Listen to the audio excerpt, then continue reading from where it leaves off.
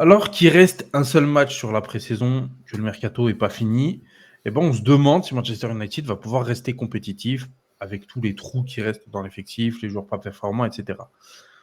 Alors, le recrutement peut bouger. Sesco, Lamens, peut-être même un milieu, si vraiment on a envie de rêver, peuvent débarquer. Mais est-ce que la solution ne viendrait pas de l'esprit shonen? Voilà, tout simplement. Est-ce que, avec tout ce qu'on voit, les déclarations des joueurs, de l'entraîneur, les images de l'entraînement, etc., il y a beaucoup d'éléments, on peut se poser la question, est-ce que la saison va pas être bonne grâce au pouvoir de l'amitié? Voilà. Tout simplement. Vous avez vu la media, vous avez vu le titre, vous savez très bien où vous avez cliqué. Pour répondre, alors c'est pas si délirant que ça, vous allez voir, on va parler des déclarations du coach, des joueurs, on va parler aussi des raisons objectives qui nous font penser que il y a une certaine ambiance qui peut porter à de meilleurs résultats. On va aussi dire pourquoi c'est possiblement pas suffisant aussi. On va essayer de nuancer un petit peu. Ça faisait je sais pas combien de temps on n'avait pas été réunis pour une vidéo. L'inévitable Grigny. Salut à tous et bienvenue sur une nouvelle vidéo d'Inefstag. On va parler d'esprit shonen, de Kaizen. Mentalité Kaizen, exactement. On va gravir des montagnes. Putain, j'avais pas pensé à Kaizen, ouais. J'espère que ST va nous mettre une. Alors, vous le savez, mais vous avez la media, mais nous, on attend la media et j'espère qu'ST va mettre les vrais dessus. Et Riku, supporter quoi? Supporter ambitieux, supporter optimiste. Supporter 21 aujourd'hui. Supporter hashtag 21 après notre récent titre de Première Ligue. On l'a vécu ensemble hier soir, le premier titre. Ouais. Premier titre depuis un moment. Premier titre de Première Ligue depuis 2013. Ouais, oui. Attends. Ça fait plaisir quand même. Bravo. Après une si belle saison.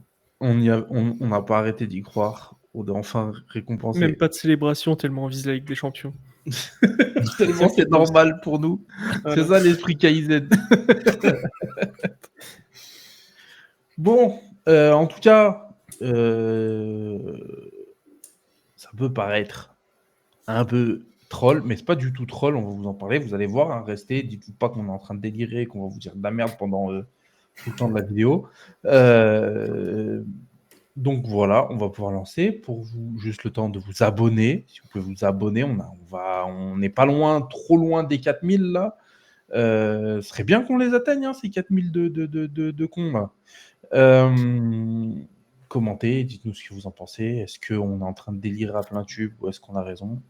Le pire, c'est que je ne sais même pas vraiment dans le fond ce qu'ils en pensent. Ils sont complètement d'accord avec l'esprit shonen ou pas. Mes deux collègues, on va le voir. Et puis, vous likez la vidéo aussi. Ça nous fait du référencement. Ça nous aide beaucoup. Vous, c'est 2 clics. Si vous n'êtes pas abonné, vous vous abonnez. Et, et puis, vous mettez un pouce bleu. C'est 2 clics. Et nous, ça nous arrange beaucoup. Donc, s'il vous plaît, faites-le. Prenez 2 secondes et demie là. Et après, il n'y aura pas de visuel. Vous pouvez vaquer à vos occupations. Vous regardez dans les oreilles, faire ce que vous voulez, mais s'il vous plaît, on s'abonne, on like. Et si après, vraiment, on a envie, on commente et c'est parfait. Bon, j'envoie l'intro et on est parti.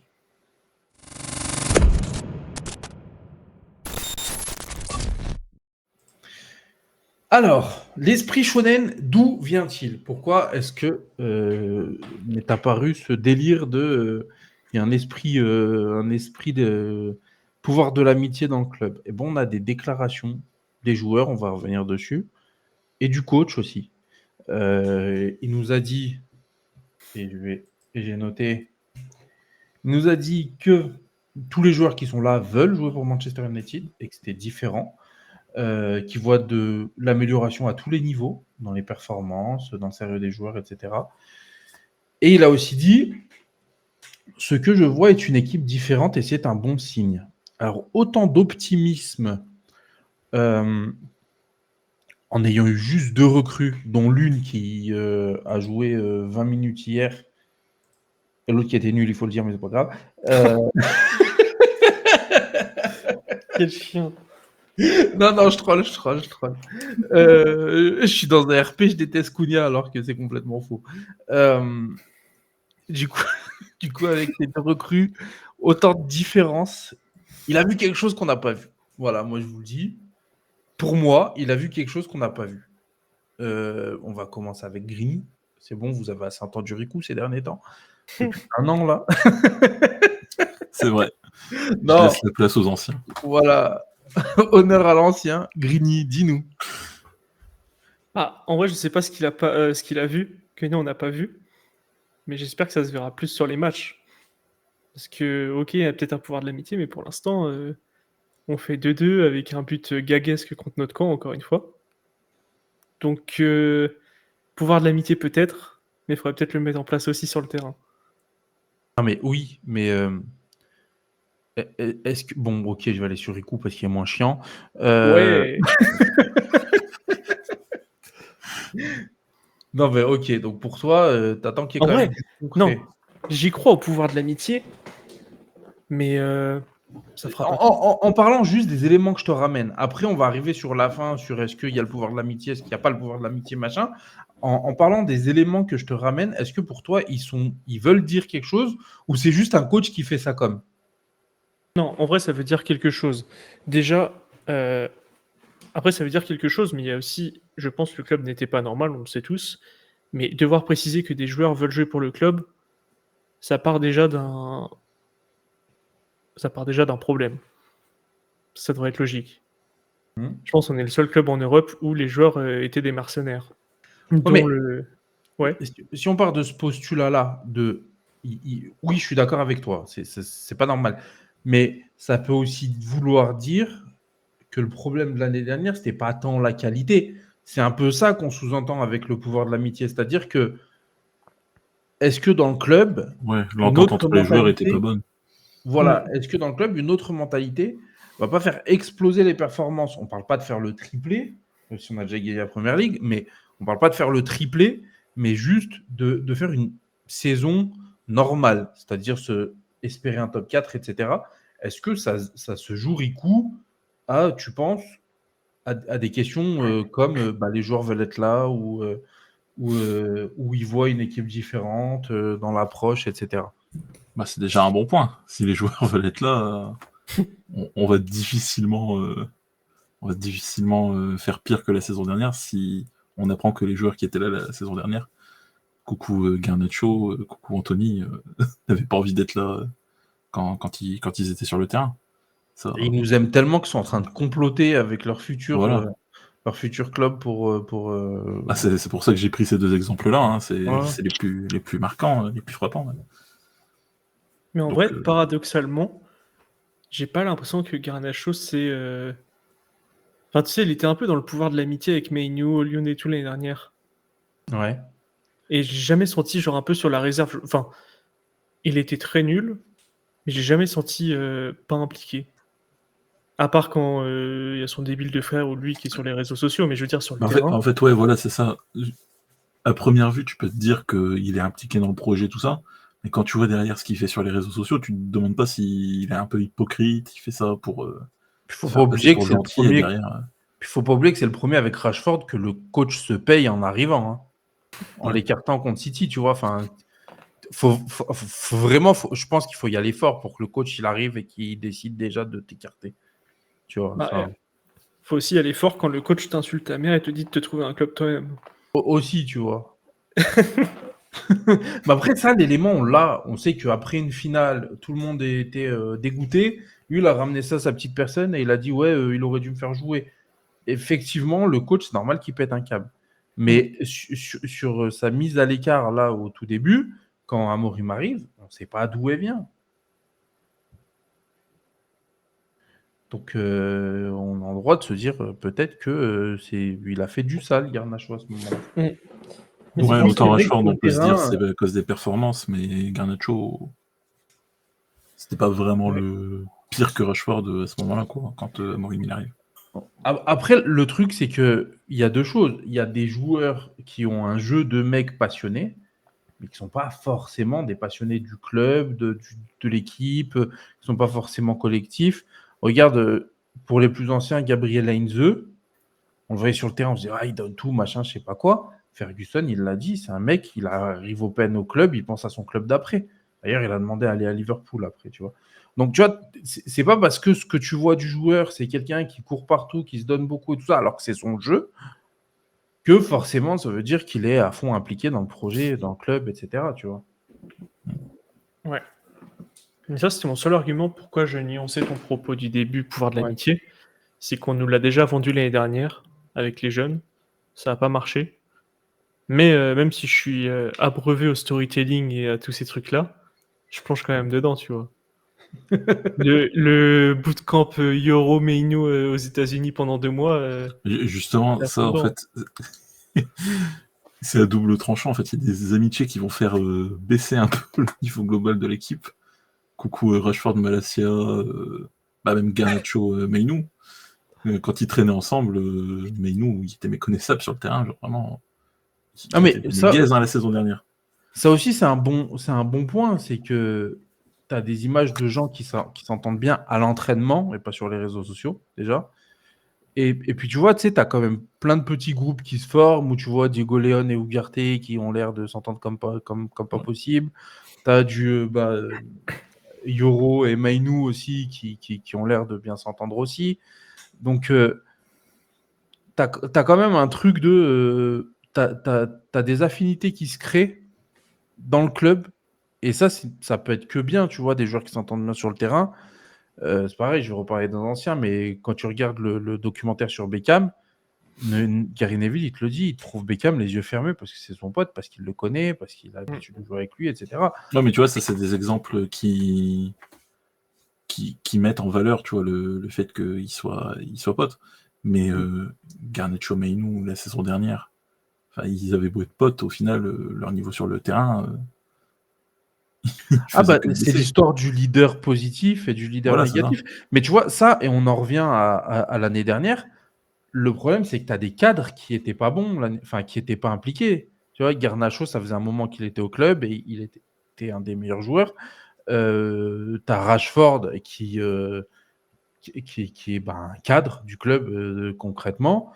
Ouais, Onana c'est qui a une le position plus ancien avec stratégique. Shaw, donc. Voilà. Tu as Shaw aussi, tu vois, qui est censé être un leader. Enfin, quand tu as tous ces mecs qui sont défaillants, mentalement, l'équipe, elle va avoir du mal à être bonne, tu vois, aussi. Donc,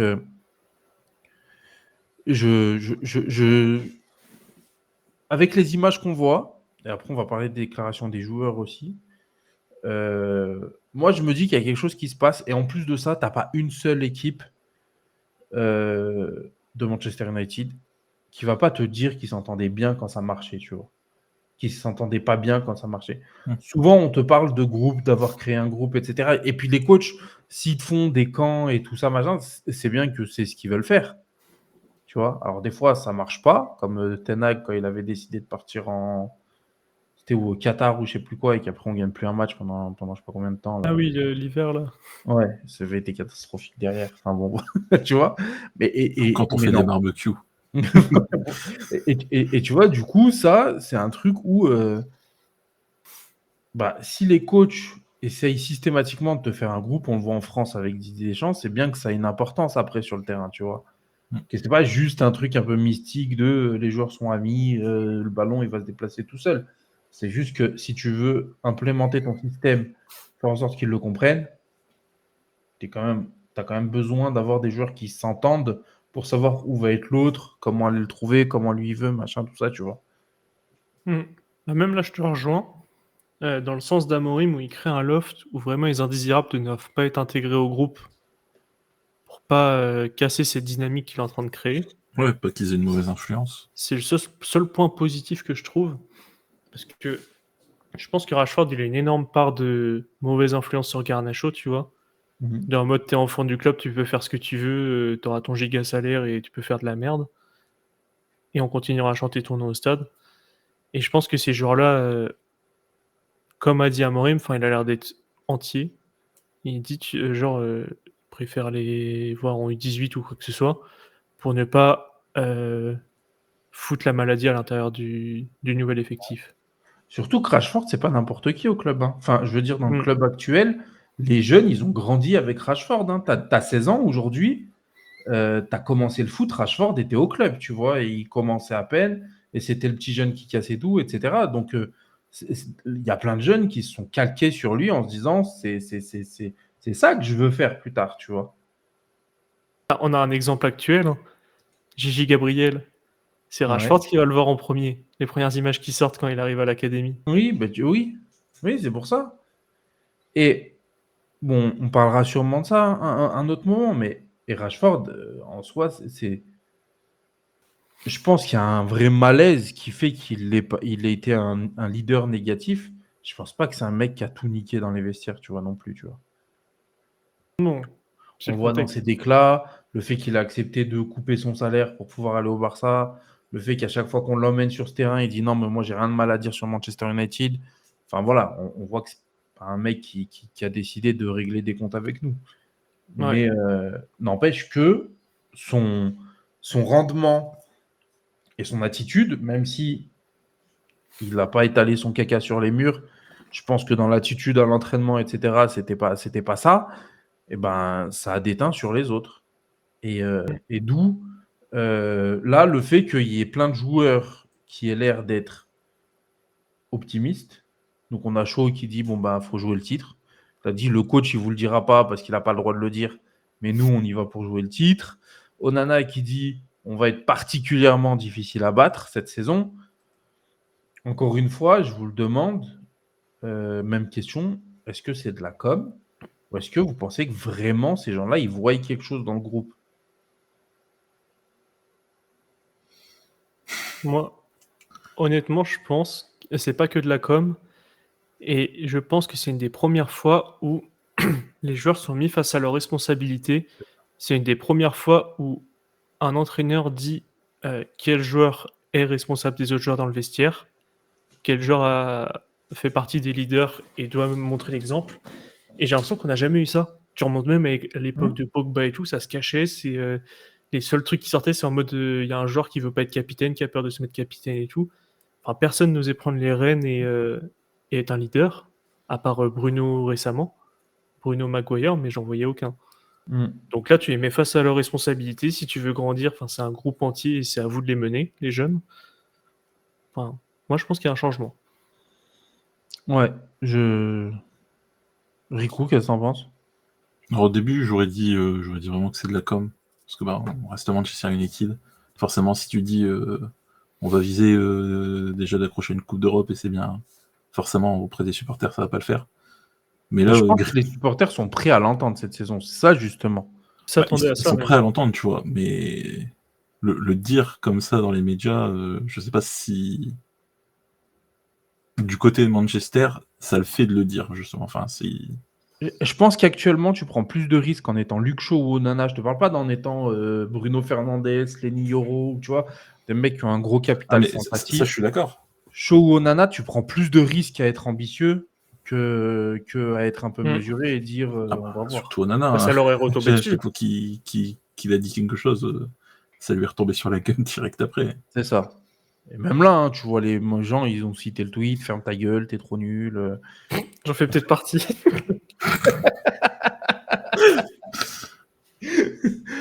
Non mais voilà, donc oui. On a aussi des éléments un peu objectifs là-dessus, pour moi, et dites-moi ce que vous en pensez. Premièrement, on l'a dit, mais c'est mathématique. Si tu enlèves des joueurs qui n'ont pas envie d'être là dans un collectif, le collectif va s'améliorer. Enfin, pas forcément sportivement, mais dans l'état d'esprit. Ça, on l'a déjà évoqué, mais le fait de faire un loft, c'est une très mauvaise idée au niveau business, mais c'est une bonne idée au niveau sportif, pour la cohésion du groupe, etc. Moi, il y a des trucs qui me font un peu tiquer. Quand c'est un seul joueur, je ne regarde pas dessus. Bon, il y en a un qui vient d'arriver, donc on ne va pas en parler. Mais les autres, je trouve qu'ils sont quand même assez fit. Je trouve Ah, tu que... parlais de Mbemo qui venait d'arriver, donc ça rentrait pas dans le. Ouais, c'est ça. Lui, on Oui. l'a vu hier, enfin, voilà, il n'a pas fini de tout éliminer. Mais les autres sont quand même assez fit et on en a parlé. Mais Onana, sa blessure, elle est suspecte. Hein, et C'est toi, Grigny, qui le disais, et je suis d'accord, mais je pense qu'il est revenu trop gros. On Je est pense que d'accord vous- que Zirkzee aussi, les 2 blessures diplomatiques. C'est ça. Je pense que c'est des mecs qui sont revenus. Bah, Zirkzee, en plus, on a vu les photos de ses vacances, on sait. Hein. On sait que c'était pas du quinoa et du match. Donc, après ça, moi, je m'en fous. Mais en fait, moi, ça me dérange pas qu'ils reviennent trop gros. Mais je trouve que c'est bien n'empêche que le coach leur dise mais t'es pas en état de jouer là. Mm. Et ça, c'est un truc. Bah, Luc Shaw, on l'a vu, hein, les retours de vacances. Voilà. Hein, les autres coachs, ils en avaient rien à faire du poids. Sinon, Luc Shaw, il jouait jamais. Hein. Non, mais il faut de la rigueur dans ce club, chose qui n'était plus là depuis des années, ça c'est sûr. Et ça, c'est quand même un marqueur on a quand même un groupe qui est invité à être très professionnel et à être beaucoup plus impliqué sur tous les aspects, tu vois.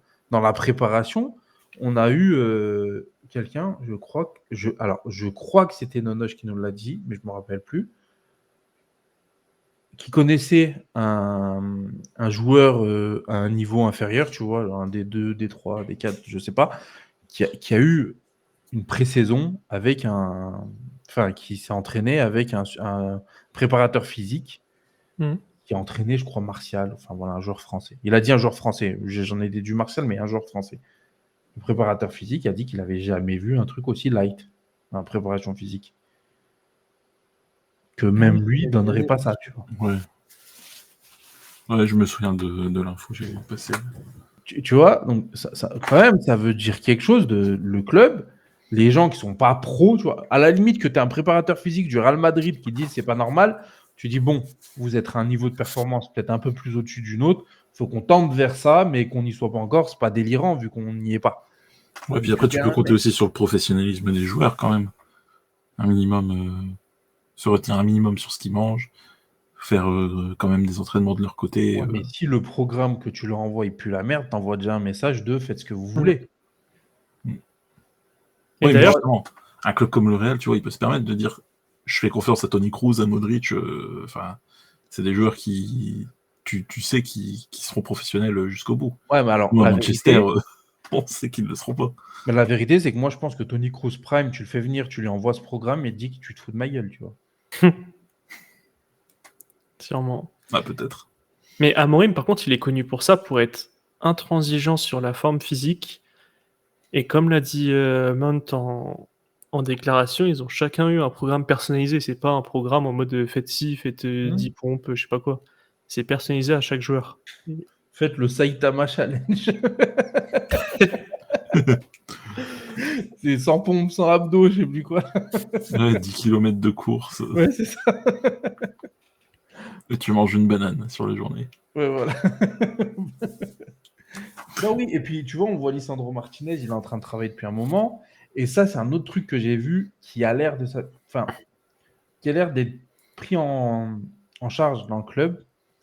C'est la forme physique au niveau préparation physique, mais les blessures. J'ai l'impression que tu as des joueurs, on les a fait repartir de zéro. Et Lisandro Martinez, moi, je pense que n'importe qui aurait pu le faire jouer il y a 2-3 mois. Je pense qu'on lui a dit, on va pas te faire jouer là, on va vraiment te reprendre en main et faire en sorte que tu ne te blesses pas. Mante, je pense que c'est pareil, c'est pour ça qu'il a mis beaucoup de temps à revenir. Luc Shaw, c'est pareil, c'est pour ça je pense qu'il a mis beaucoup de temps à venir. Je pense que le département médical, peut-être pas Amorim, mais il y a quelque chose au club qui fait qu'on a voulu vraiment reprendre la santé des joueurs en main. Vous vous rendez compte que Toine Zébé, il veut porter plainte contre nous parce qu'on a niqué sa carrière. Hein. Oui. C'est pas rien de se dire ça quand même. Peut-être que c'est un joueur de merde aussi. Hein. Non, non. Pour lui, il y a eu des négligences médicales manifestes. Pour que tu ailles porter plainte, c'est que tu as quand même 2-3 éléments. Ouais. Je sais pas, à voir ce que ça donne. C'est qu'on a dû te donner des racines et on t'a dit ah tiens, t'inquiète, ça va guérir ta déchirure musculaire. Enfin, voilà. Donc, il y a ces éléments-là. Il y a un standing qui a l'air d'être plus élevé. Et en même temps, je ne vois pas comment il pourrait être moins élevé vu les joueurs, vu les gens qui. Enfin, jusqu'à maintenant, on avait des mecs qui étaient là, qui étaient des financiers. Là, tu as Berrata qui était à City, tu as Wilcox qui était à City, à Southampton, tu as Amorim qui était au Sporting et qui a eu les résultats qu'on connaît. Enfin, tu as quand même des mecs qui connaissent le foot et qui ont été dans des clubs avec un haut niveau d'exigence quand même. Donc, c'est aussi logique que le niveau d'exigence augmente chez nous. En vrai, ton take, je réajouterais même, c'est peut-être pour ça que Kobe Mainoo, depuis qu'il s'est blessé, il a jamais rejoué un vrai 90 minutes. Il a toujours été économisé. Parce qu'ils l'ont peut-être réathlétisé parce qu'à un moment, il était trop musclé, il courait même plus, et tu as l'impression qu'il a grave fondu. Comme Yoro, lui, par exemple, lui, il est plus épaissi. Ouais. Donc je pense vraiment qu'il y a eu un programme spécifique sur la musculation, l'athlétisation de chaque joueur, qui peut mener que du bien, mais qui devrait être fait de base. Oui, non, mais c'est clair que c'est juste normal, je pense. Après, des fois, ça se joue à. Enfin, le Real, Pintus, on connaît l'importance qu'il a, tu vois, dans le club. Donc, ou comment il s'appelle? Gasperini aussi. Gasperini, les piqûres, la pharmacie. La pharmacie, Gasperini aussi, tu vois. Mais voilà. En tout cas, moi, je trouve qu'il y a aussi des éléments objectifs qui me font dire que il y a, il y a quelque chose dans le club qui est en train de changer. Il y a aussi un centre d'entraînement à la pointe, parce que tout le monde nous ressort l'histoire de Cristiano Ronaldo et de la cantine. Il ouvre dans 4 jours. Dans Et 4 qui jours, roule le 8 août, voilà, Ouais. où il y a un barbeur. Il paraît que ce serait le centre le plus ultra moderne, enfin de tous les clubs confondus. De toute façon, en vrai, Creux. c'est le plus moderne jusqu'à ce que quelqu'un d'autre en ouvre un, tu vois. Enfin, en Ouais. général, quand tu fais un truc, tu prends les dernières technologies. C'est juste qu'on n'en a pas fait d'autres depuis, tu vois. Mais le PSG, là, ils sont en train de construire un terrain d'entraînement, un centre d'entraînement aussi, je crois. Ouais. Je pense qu'il va être aussi à la pointe, tu vois. Enfin, donc, mais oui, en tout cas, et ça, je pense que dans les performances, ça va jouer. Hein. Je pense que si on a niqué beaucoup de carrières, c'est aussi à cause de ça. D'ailleurs, pour rebondir sur tout le sujet de la vidéo, ce que tu disais, quand tu regardes les interviews par rapport au centre au centre d'entraînement, ils ont dit qu'ils ont mis des activités en plus pour que les joueurs, une fois l'entraînement terminé, ne rentrent pas chez eux en courant. Ouais. Et du coup, pour créer une dynamique de groupe aussi ensemble. C'est ça. Ils ont acheté des plays. Non, mais, et tu vois, ça aussi, c'est un truc qu'Amorim il a dit. Et pour le coup, le centre d'entraînement n'a pas encore ouvert. Mais il disait que l'année dernière, les joueurs faisaient leur entraînement et se cassaient. Et maintenant, ils restent un petit peu ensemble, ils discutent, ils passent du temps ensemble, etc. Tu vois, donc ça montre quand même une autre dynamique aussi, tu vois. Mais bon, je trouve que c'est pas con. Alors, quand c'est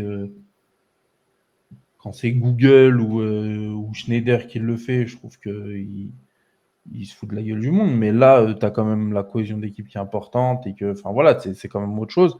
Et c'est bien que les joueurs puissent passer du temps ensemble et puis créer quelque chose, tu vois, parce que faut créer un groupe si tu veux justement pallier au manque qu'il va y avoir dans l'effectif, parce qu'il va y en avoir. Hein. On l'a vu hier, on a vu le match d'hier. Il va y en avoir des manques. Et sans l'esprit shonen, on est foutu, je pense. Pour revenir là-dessus. Mais bon, le groupe est plus sain aussi. Je pense qu'il faut en parler de ça. Oui. Enfin, même dans les déclarations des joueurs, tu regardes les déclarations de Even, je sais pas si vous les avez vu passer, mais il dit que maintenant, clairement, tout le monde est ami, tout le monde a envie d'être là. En fait, il dit les mêmes choses qu'Amorim, mais là, c'est un joueur qui le dit directement, tu vois. Donc c'est que même les joueurs entre eux, ils savaient très bien que certains... Enfin, ils étaient très hypocrites, qui faisaient semblant de bien s'entendre, et puis derrière, ça cherchait à se barrer. Oui, même si on cherche la moindre trace de storytelling, tu regardes je sais pas si vous allez sur la chaîne YouTube de Manchester. L'année dernière, le vlog, c'est Bruno qui le tenait, il y avait 0 interaction. Là, t'as Cunha et Zirkzee, ils arrêtent pas de faire des conneries, ils vont voir tout le monde et enfin, tu sens que c'est pas pareil. Et comme tu parlais, il y a des mini-groupes qui se créent forcément. T'as un groupe de, je sais plus comment on appelle ça, lusophones, ceux qui parlent portugais, brésilien et tout. Lusitanophobe. Ouais. Bah là, t'as quand même un sacré groupe qui se met ensemble. T'as tous les Anglais. Et t'as des joueurs qui font la fonction, parce que Cunha, on a vu qu'il parlait français, on a vu qu'il parlait anglais, on a vu qu'il parlait portugais. Donc il peut te faire une liaison entre chaque personne. Après, il faut que ça prenne, forcément. Si c'est un joueur de merde, ça va pas prendre parce que ça va dire dégage de là. mais c'est le genre de petit détail qui va te mener à créer un vrai groupe plus solide aussi. Et moi, je reviens sur ce que disait Rico au début, et je suis d'accord avec lui. Tu as quand même beaucoup plus de joueurs qui ont parlé là, cette pré-saison, tu vois. L'année dernière, tu avais quoi? Tu as Bruno qui parle, tu avais le coach qui parlait, Dallo. Dallo, Maguire, enfin, tu vois, c'était toujours Dallo, les mêmes. toujours, il parle, lui. Ouais. Donc, voilà. Donc, t'en as qui parlaient trop, t'en as qui parlaient pas. Et là, cette année, tu as quand même beaucoup de gens qui ont parlé, qui ont l'air d'avoir envie d'assumer ce qui va se passer, quoi. Et pas juste de se dire, je vais me faire oublier et peut-être que Chelsea va venir me chercher l'année prochaine. Ouais. Non, c'est prometteur, mais bon, faut réussir à dégager les pommes pourries, il faut réussir à recruter quand même. Oui. Parce que Et même moi, si c'est un effectif soudé, il faut avoir un effectif bon avant tout.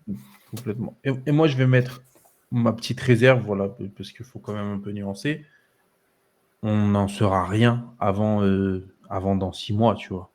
Oui, c'est sûr. C'est facile de nous faire croire. Tu vois, enfin, tous les éléments qu'on a dit, si tu es un pro de la com, tu le sais, tu fais dire ce qu'il faut aux joueurs, machin, tout ça. Si t'as pas un Romain Molina qui vient et qui nique tout ton storytelling comme il le fait avec le Real, bah tu fais avaler ça à tout le monde, tu vois. Donc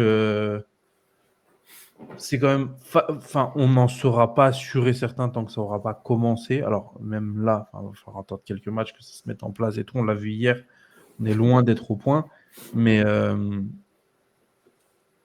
c'est encourageant, mais on ne sait pas vraiment. Voilà, on sera vraiment à la fin parce que des équipes qui nous ont fait croire que tout allait bien avec tout le monde, il y en a aussi, tu vois. Après, de toute façon, le terrain ne ment pas. Ça a toujours été dit. Puis ça se joue à autre chose que le pouvoir de l'amitié aussi, je pense. Mais, et je redeviens optimiste, le pouvoir de l'amitié sur une saison sans Coupe d'Europe, où tout le monde va jouer des Coupes d'Europe, dont certains ont joué une Coupe du Monde, ça peut faire la différence aussi, tu vois. La fraîcheur et le pouvoir de l'amitié, c'est deux trucs qui peuvent faire la différence aussi, tu vois. Le pouvoir de l'amitié sur une vraie reconstruction, sur une première année de reconstruction du projet Amorim, c'est le moment jamais de l'avoir. Ouais, c'est ça. Exactement. De toute façon, s'il rate ça, à implémenter une certaine culture de la gagne, une certaine cohésion d'équipe, c'est que c'est lui qui aura piné. Parce que souvent, on parle des joueurs, mais le coach aussi, son travail, c'est de faire en sorte que, justement, les joueurs soient dans un environnement qui fait qu'ils vont avoir envie de travailler, tu vois. Ça ne peut pas être que de la faute du joueur quand tout le monde a un comportement de merde. C'est aussi un manager, dans n'importe quelle boîte. C'est là tout le risque. Hein. Tu crées un groupe, si le groupe est soudé, puis qu'un jour, Amorim, il fait comme avec Garnacho, parce qu'il y a un joueur qui fait de la merde, il le prend un peu à partie. Si tout le groupe se retourne derrière vers Amorim, ça va être compliqué à gérer après. Hein. Ouais. C'est un peu l'intérêt d'avoir pris quelqu'un et de l'avoir tabassé en direct aussi, tu vois. C'est vraiment, regardez ce que je suis capable de faire, donc faites-moi pas trop chier non plus, tu vois. Et d'ailleurs, ça a été dit que ça continuerait. Ah oui. Mais tous les gens qui le connaissent du Sporting nous ont dit ça. Hein. Il en a rien à foutre. Hein. Il a pas peur de le faire, ouais. Bon, on est sur 35 minutes. On a dit on voulait pas faire plus de 20 minutes, donc c'est réussi. Bon, est-ce que vous êtes convaincus ou pas? On va finir là-dessus. Qu'est-ce que vous en pensez? Moi, j'ai bon espoir. Maintenant, comme tu disais, saison sans Coupe d'Europe. Ouais. Si ça prend, vraiment, c'est l'année où on peut faire un coup. Sans forcément gagner le titre, hein, mais on peut essayer de gratter une très bonne place en championnat. Je suis d'accord avec toi. Si t'as pas d'espoir cette année, c'est que autant arrêter de suivre le club, quoi. De toute façon, si on est nul cette année et qu'on n'accroche pas un top 6, qu'on fait encore une saison sans Coupe d'Europe l'année d'après, on va encore avoir moins de thunes à dépenser. Ça va commencer à vraiment piquer financièrement, tu vois. Ouais. Là, il faut espérer un coup pour aller en Ligue des Champions, gratter un peu d'argent pour se faire une très bonne équipe la saison d'après, tu vois. Ouais, mais ça, il y a le club aussi qui rentre en compte. C'est ça. Bon, je pense qu'on est bon. Oui. Merci. Ah, d'ailleurs, truc Ouais. à rajouter, je viens d'y penser.